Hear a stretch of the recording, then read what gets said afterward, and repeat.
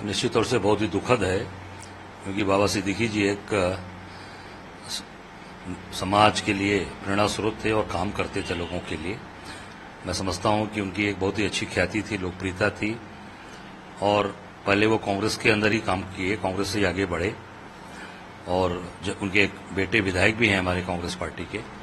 निश्चित तौर से बहुत ही दुखद है और मैं इसकी निंदा करता हूं, और निश्चित तौर से ये एक अच्छे समाज सेवी और एक अच्छे नेता की हत्या कर दी गई। 3 बार के विधायक थे, पूर्व मंत्री भी रहे।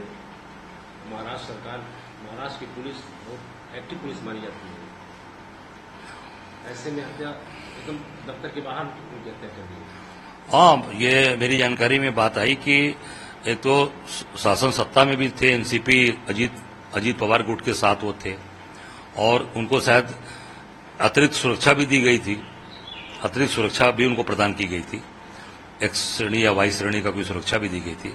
उसके बाद ये हत्या होना, मैं समझता हूं कि ये बहुत ही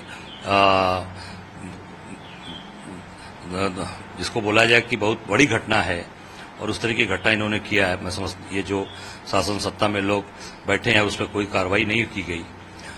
आज उत्तर प्रदेश के अंदर भी देख लीजिए आप, महाराष्ट्र में, राजस्थान में, मध्य प्रदेश में, हर जगह की पूरी तरीके से जंगल राज कायम है, और बहुत ही दुखद घटना है और बहुत ही हीनियस क्राइम है। नाना पटोले जी ने कहा कि यहाँ पे क्या बाबा सिद्दीकी जैसे लोग सुरक्षित नहीं है, तो बाकी आम लोग कैसे?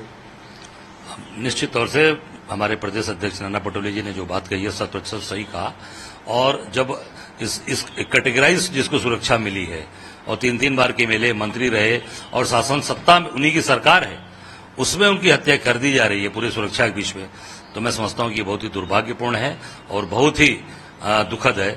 इसकी मैं घोर निंदा करता हूं।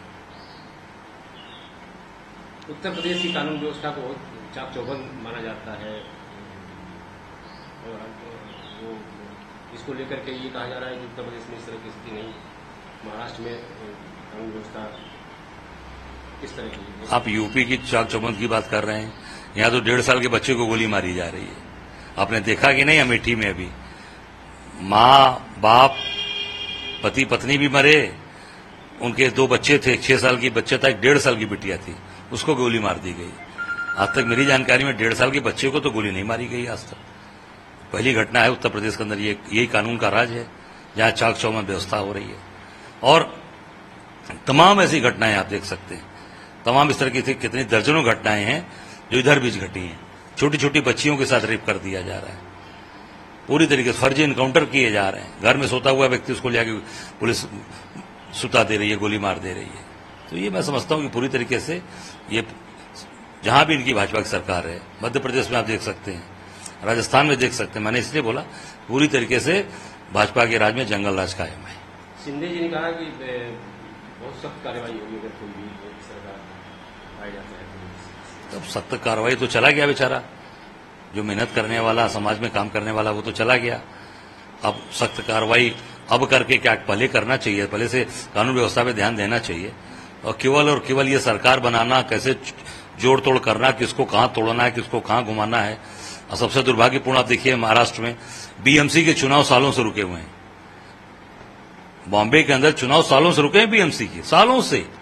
क्या है ये पूरी तरीके से सरकार घबरा गई है, डर गई है कि चुनाव अगर होंगे तो ये चले जाएंगे। इस नाते ये पूरी तरीके से केवल चुनाव पे काम करते हैं।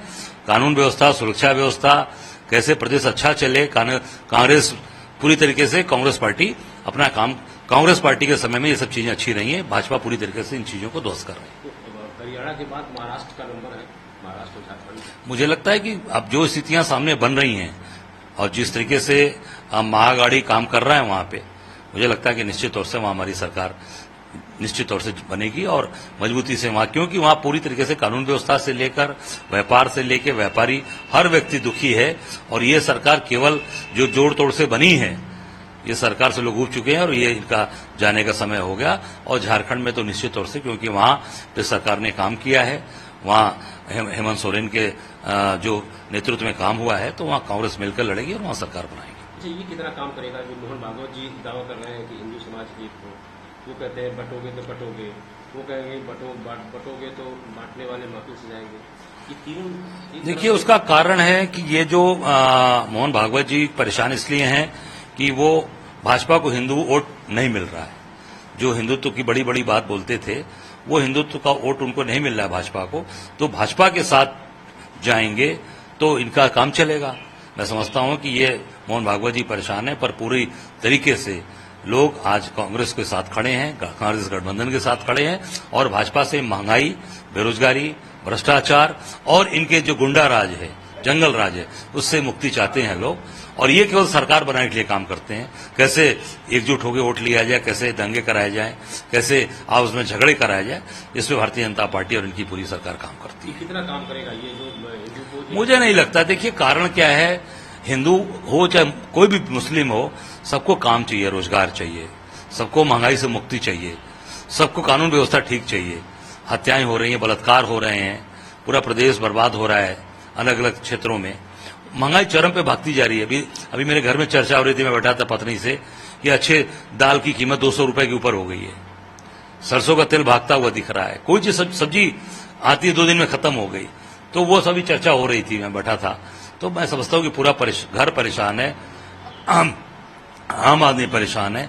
जो लोग कमा रहे हैं, अभी 1-2 लोग मुझसे मिलने आए थे, अभी परिवार के लोग, हिमालय में नौकरी करता है बच्चा, कहा साहब जो हम लोग कमाते हैं बचा नहीं पाते हैं, 60% हम लोग टैक्स में देते हैं, 65%, और जो बचता है उस बिजली का बिल, बच्चों की फीस उसमें चला जाता है। तो ये सरकार से लोग उब चुके हैं। निश्चित तौर से इस बार जनता इनको हटाने वाली है। मतलब बांग्लादेश में जो हिंदुओं पर अत्याचार हुआ, उस तरह का फैक्टर जो लेके आ रहे हैं, ये इस तरह काम नहीं करेगा। देखिए, बांग्लादेश के अंदर हिंदू अगर वहां पर के ऊपर हमले हो रहे हैं तो उसको बचाने का आपका काम है, बचाई मदद करिए उनकी। तो आप तो उल्टा ही शेख हसीना को अपने आप में संरक्षण दे रखा है।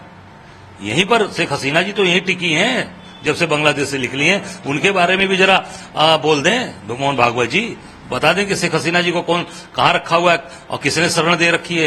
ये भी पूरी दुनिया के सामने आना चाहिए, बांग्लादेश के लोगों के सामने आना चाहिए, हिंदुस्तान के लोगों के सामने आना चाहिए। उसको क्यों हम छिपा रहे हैं? केवल अपनी बात बोलेंगे वोट के लिए। शेख हसीना जी को आपने शरण दे रखा है। आप देखिए सामने चीजें सामने चल रही हैं। बांग्लादेश में जो दुर्गा पूजा पे पंडालों पर हमले हुए, हिंदुओं पर हमले हुए, ये भारत सरकार अब धीरे धीरे संज्ञान लेती है। ये कुछ चुनाव को लेकर के है या अब संज्ञान लेने से भाई पहले ही सोचना चाहिए था ना कि उनके शरण देने से क्या असर पड़ रहा है। आपको पहले ही सोचना चाहिए था। मुझे लगता है कि इस पर प्रभावी तरीके से कठोर कार्रवाई करनी चाहिए, वहां पे भी रक्षा करना, उनके साथ खड़े रहना हमारा कर्तव्य है। जैसे इंदिरा जी ने अपनी ताकत दिखाई थी, इंदिरा गांधी की तरह ताकत दिखाया ना, कुछ उस तरीके पे निर्णय लेना, पर उतनी निर्णय लेने की क्षमता किसी के अंदर नहीं है। तो मैं समझता हूं कम से कम उनका कुछ तो अनुसरण कर लें।